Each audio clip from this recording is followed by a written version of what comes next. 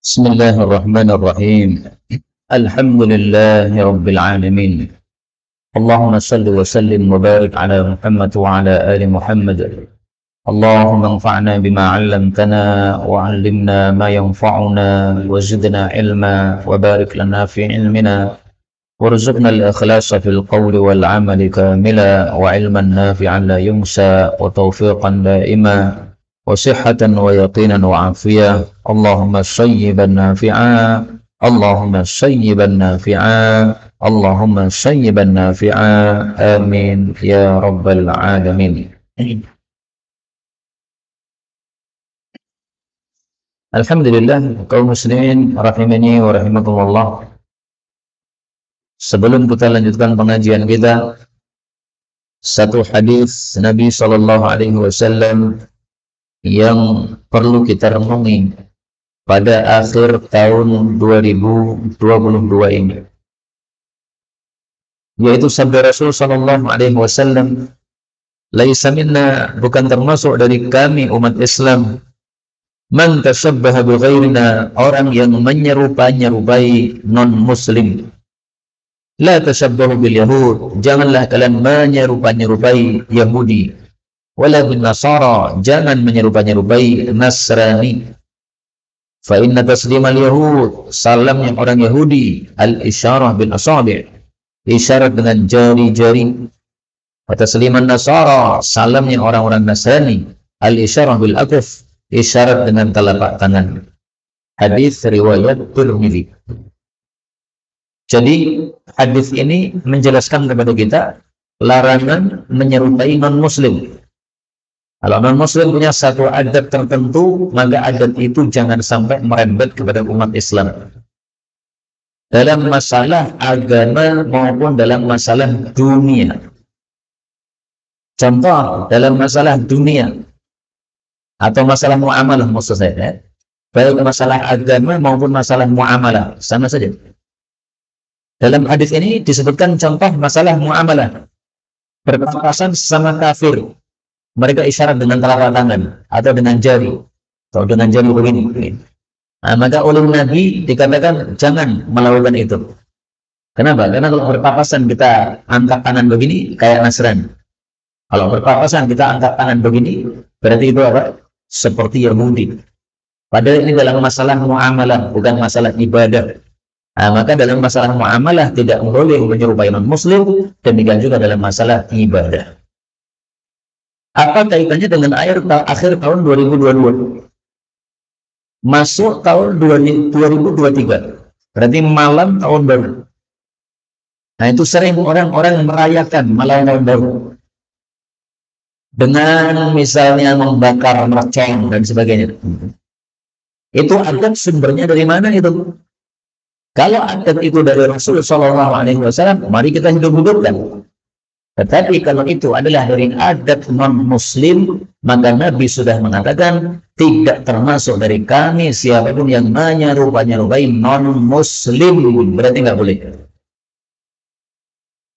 Yang saya tahu, sumber merayakan awal tahun Masehi itu adalah dari non-muslim. Mereka setelah memulai tahun Masehi, awal Masehi, maka mereka menetapkan ini adalah awal tahun untuk kita. Maka kita rayakan setiap tahunnya, memasuki awal tahun berikutnya dirayakan. Besok lagi memasuki tahun berikutnya dirayakan. Sumbernya yang membuat tahun Masehi dan orang-orang kafir. Maka kalau sumbernya jelas dari orang-orang kafir, sehingga kita tidak boleh mengikuti merayakan tahun malam awal tahun. Apa yang harus kita lakukan? Yang harus kita lakukan adalah sebaliknya. Jangan tasyabbah, jangan menyerupai. Berarti yang harus dilakukan adalah menyelisih. Kalau orang-orang kafir yang membuat tahun Masehi itu selalu merayakan awal tahun baru mereka, berarti kita harus menyelisih, yaitu tidak merayakan tetapi melakukan kebaikan-kebaikan. Misalnya kita sholat tahajud dengan lebih dahsyat, nah ini berarti menyelisih. Mereka pada berpesta pora, berpesta ria, maka kita malah lelah untuk tahajud. Mereka berpesta pora, maka kita malah membaca Quran. Mereka berpesta pora, maka kita malah mengadakan kajian misalnya. Maka sebagian teman-teman kita itu membuat kajian akhir tahun.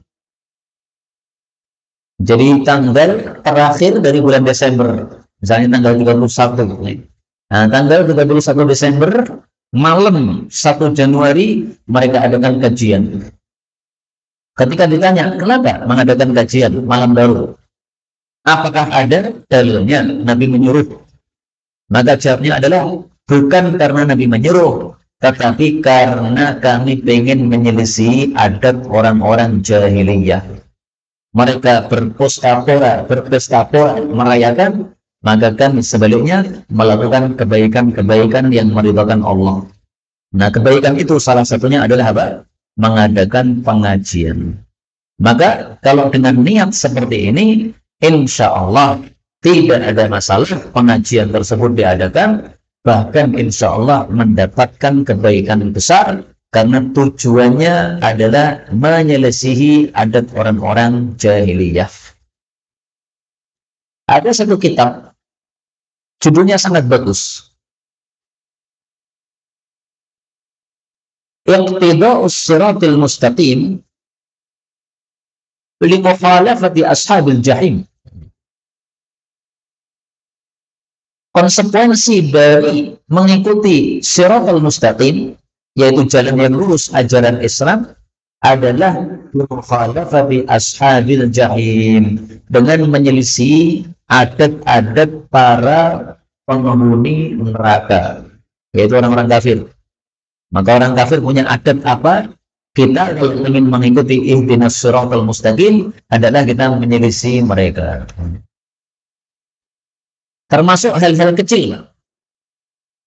Orang-orang jahiliyah kalau mereka minum pakai tangan kiri.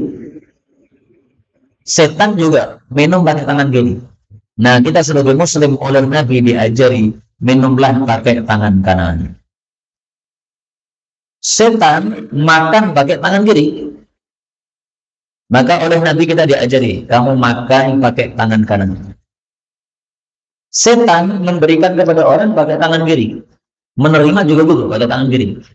Nah, Nabi mengajarkan kepada kita, kamu kasihkan barang kepada orang dengan tangan kanan, kamu terima juga dengan tangan kanan.